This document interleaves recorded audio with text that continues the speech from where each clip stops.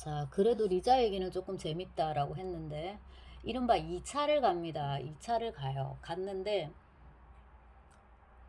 이미 다 각자 방으로 들어갔어요. 근데, 그러니까 에이스들은 다 이미 갔고, 어, 간택되지 못한 아가씨가 한 명 있어요. 얘가 이제 리자인데, 얘가 이제 지하인과 관계를 갖게 됩니다. 근데 이제 제가 이걸 어릴 때 읽었으니까, 진정한 사랑의 결실이어야 할 행위에 사랑도 없이 거칠고도 파렴치하게 다짜고짜 몸을 내맡기고 어쩌고 저쩌고 자기 너무 기분 더러웠다고 이제 이런 식의 묘사가 나온단 말이에요. 그러고서 이제 리자하고 대화를 주고받는데 이 리자와 지하생활자가 나누는 대화를 보면은 이것이야말로 기존의 그 매춘부 문학의 한 페이지를 복사한 것 같은 느낌을 준다라고 지금 제가 써놨는데 지하인도 이거를 인식하고 있어요. 아, 이거는 정말로 이식이다. 책에서 그대로 이건 가져온 거다, 현실로.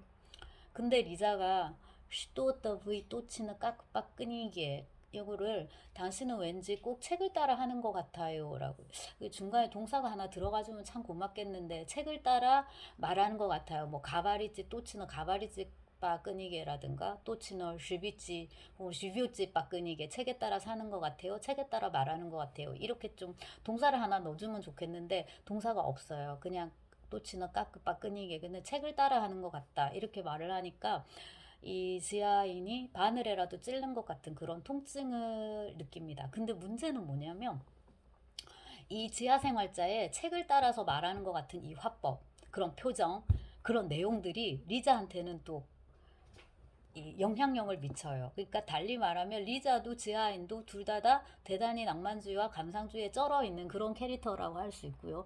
둘 다 막 난리가 나가지고 지하인도 감화되고 리자도 감화되고 그래서 지하생활자는 여기 내 주소야 찾아와 이러고 주소를 주고 개인정보를 막 이렇게 퍼뜨리고 그 다음에 리자는 또 얼씨구나 싫은 말이죠 이러면서 또 이렇게 딱 이렇게 내놓는데 이게 뭐냐면 신주단지 같이 지금까지 간직하고 있던 어느 대학생의 편지예요. 사람이 다 이런 게 있잖아요. 나 이런 일 할 사람 아니라고. 내가 이렇게 유곽에서 몸 팔고 있지만 나도 누군가에게는 굉장히 순결하고 아름다운 그런 이제 그 연정의 대상이다를 보여주는 증거로 이렇게 편지가 있단 말이에요. 또 이것까지 보여준단 말이에요. 그래서 이제 둘이 막 엄청난 카타르시스를 이제 맛보게 되고요. 이게 진짜 엄청난 그 카타르시스였다는 걸 증명하는 게 두 번째 만남이 이루어진다는 거예요. 리자도 그러니까는 그게 그냥 일회성 만남인 거지. 그런 것 때문에 다시 이제 이 남자를 찾아갔다는 것 자체가 또 그런 거고. 재하생활자도 주소를 줘놓고서는 아 진짜 찾아올까봐 되게 이제 막 겁을 낸단 말이에요. 아 진짜 어머 어떡하지 어떡하지 아니야 안 올 거야 안 올 거야 안 올 거야 이러는 와중에 이 소설에서 제가 이제 앞에서는 건너뛰고 왔는데 지하생활자에게 타자라고 할 만한 존재가 있어요. 그게 누구냐면 하인 아폴론인데 나의 종량이요 하느님이 보낸 채찍이고 나에도 지그시 들어 괜히 무게나 잡는 위인인데 얘가 이제 엄청 버르장머리도 없고 이렇단 말이에요. 근데 이제 리자가 올지도 모른다는 그 불안 때문에 아폴론이 있는 게 오히려 기분 전환이 이제 되는 참이에요. 근데 둘이 지금 문제가 뭐냐면 월급인데 봉급을 주네만에 하는 사이에 이제 줄 사이에 이제 이렇게 드자비가 이렇게 있는데 그걸 되게 이제 익살스럽게 잘 묘사를 합니다. 아폴론이 있죠. 주인님 돈 주세요 이렇게 안 해요. 저 왜 월급 안 주세요 이렇게 안 해요. 그냥 조용히 나타나가지고 이렇게 가만히 서갖고 있습니다. 너 뭐하러 왔냐 왜 그러냐 이러면 아닙니다. 혹시 뭐 시키실 일이 있나 싶어서 이렇게 거듭먹거리면서 읽고 있거든요. 그래서 그 되게 재밌는데 소설을 읽을 때는 아까 그 친구들 모임보다는 그 이게 더 재밌어요. 그런 식으로 이제 둘이 드자비를 하는 중에 갑자기 저기 어떤 부인이 찾아와가지고 나리를 뵙자고 하시는데요. 라고 해요. 그래서 이제 리자가 온 거를 알게 되고 막 그 지하생활자는 막 놀래가지고 돈 막 지어주면서 야 너 가서 수알이라도 사와라 하고 이제 아폴론을 내보낸단 말이에요.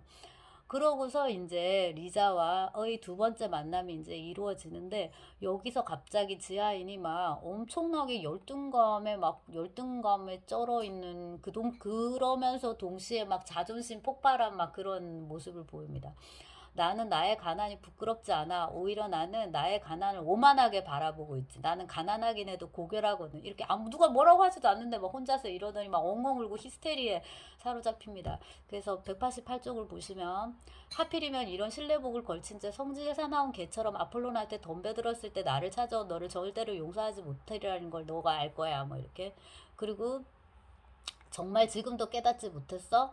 너를 부활시킨 자 전에는 영웅이었던 자가 옴투성이의 털복숭이 똥개처럼 자기 하인한테 덤벼들고 그 하인놈은 오히려 주인을 비웃는 장면이라니. 또 아까 창피당한 여자처럼 내 앞에서 그만 눈물까지 흘렸으니 이 때문에라도 나는 너를 절대 용서하지 못할 거야. 그것도 모자라 지금 너한테 이런 걸 주저리 고백하다니.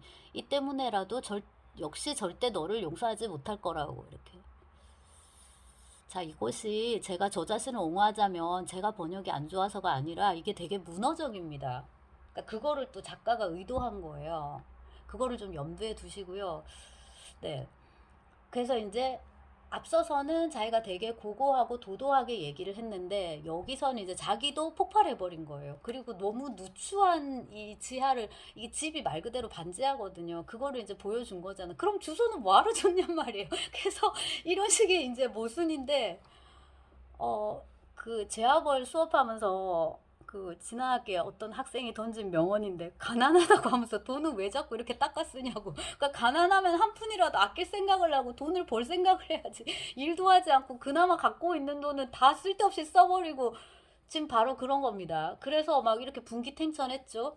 그러고서 이제 그 리자가 지아한테 달려들고 둘이 이제 같이 관계를 갖는데 이게 이제 19세기 소설이다 보니까 관계 자체에 대한 묘사는 정말 1도 나오지 않습니다. 뽀뽀하는 것도 묘사가 되지 않아요. 근데 이제 그 전후의 어떤 느낌으로 봐서 굉장히 이제 네, 좀 불쾌한, 그러니까 그 리자가 느끼기에는 되게 불쾌한 그런 느낌의 이제 관계를 가진 걸로 그렇게 이제 보입니다. 그러고 나서 2부 10절인데 첫 문장이 이렇습니다. 15분이 지난 뒤 나는 미친 듯 초조해하며 방을 앞뒤로 오갔고 시시각각 칸막이 쪽으로 다가가 그 틈새로 리자를 훔쳐보았다. 이 15분이라는 게 의미하는 게 그 관계의 시간이라면은 네, 진짜 이제 그야말로 배설하듯이 이제 이렇게 그런 약간 느낌을 주잖아요. 근데 리자를 훔쳐보니까 리자는 울고 있단 말이에요. 그래서 이 울고 있는 리자의 모습을 통해서 지하인은 이런 표현을 씁니다. 자신의 정열의 격발이 다름 아닌 복수였음을, 그녀에겐 새로운 굴욕이었음을 그녀가 깨달았으리라. 고 이제 그는 짐작을 합니다. 그러니까 이제 그야말로 이렇게 성욕을 배출한 그런 이제 네. 그런 거인 거를 리자도 이제 알 거다라고 이제 하는 거죠. 그러고서 이제 더 못된 짓을 하게 되는데 뭐냐면은 리자한테 달려가서 푸른색 5루블짜리 지폐를 쥐어줍니다. 화대죠, 화대. 그러니까는 내가 지금 너와 관계를 가진 것은 여사여사한 이런 어떤 감정의 교류 그런 거에 육체적인 표현이 아니라 오로지 그냥 육체적인 욕구를 해소하기 위한 그런 거에 불과했어. 자, 이제 이거 해. 그래서 이제 돈을 주는 거예요. 근데 이제 여기서 더 핵심적인 게 뭐냐면 이 디테일이 괜찮거든요. 여기서 괘씸한 건 뭐냐면 지하 생활자도 스스로 말하거니와 이 자태, 이 행동 자체보다는 그 성격이 문제인데 즉 이것은 고의이긴 해도 어쨌거나 마음이 아니라 나의 고약한 머리에서 나온 것이라는 거. 그야말로 머리를 굴려서 책에 따라 일부러 꾸며낸 가짜나 다름없는 것이라는 거다. 그러니까는 그래 뭐 내가 지금 거시기 했어. 너를 돈 주고 샀어. 자, 돈 받아. 이렇게 했어요. 했는데 그 돈을 준 건 나쁘지만은 이게 지금 마음에서 우러난 거라면 괜찮은데 실제로 마음으로는 전혀 그렇게 느끼지 않아요. 근데 보통 이런 맥락에서는 이런 식으로 돌을 꺼내서 상대방을 모욕하니까 보통의 소설에서는 그런 식의 수법을 쓰니까 나도 한번 머리를 굴려서 내가 알고 있는 내가 소설을 통해서 알고 있는 그 정보를 이렇게 현실에서 한번 실현해 보자 이런 식으로 한 거고 그게 진짜 너무 못됐다라는 건데 이거 여러분도 어느 정도 동의하실 거예요. 어떤 맥락인지. 네. 자, 그리고 이제 리자의 반응인데 리자는 물론 돈을 가져가지 않습니다. 지하생활자 아까 몸을 돌렸던가 그런데 보니까 이제 리자는 나갔고 보니까는 테이블 위에 돈이 그대로 있어요. 그래서 이제 지하생활자도 막 열심히 쫓아 나가는데 나갔더니 리자는 이미 떠나고 진눈깨비가 이렇게 내리고 있죠. 그래서 맨 처음에 1부에서 2부로 넘어갈 때 20대의 일을 한번 써보자. 지금 마침 진눈깨비가 내리고 있으니까 진눈깨비에서 시작하도록 하자. 그렇다면 제목은 진눈깨비에 관하여 라고 하자. 이렇게 시작을 하거든요. 그 진눈깨비가 러시아어로 목그리스닉 입니다. 그러니까 젖어 있는 눈인데요. 습설 이렇게 번역할 수도 있어요. 습설. 근데 이제 그 너무 한자기도 하고 그다음에 이제 뽀보두 못 끌어버 스니에가 그러면 진눈깨비의 연상에서라고 옛날에 문해출판사에서 번역을 했거든요.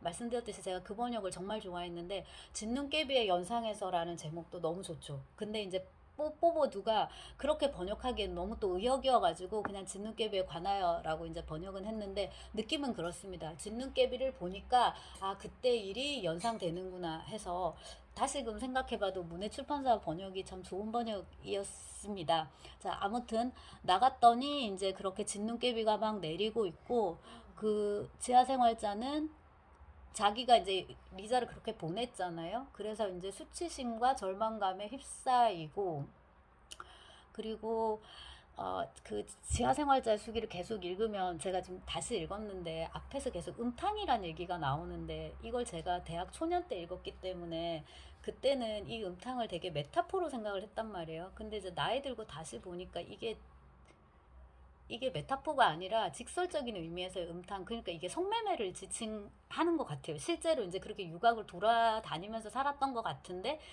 그런 고약한 성매매보다도 더 나쁜 게 뭐다? 머리를 써가지고 일부러 책에 따라서 리자를 모욕한 그것이다라고 지금 자기가 반성하는 거잖아요.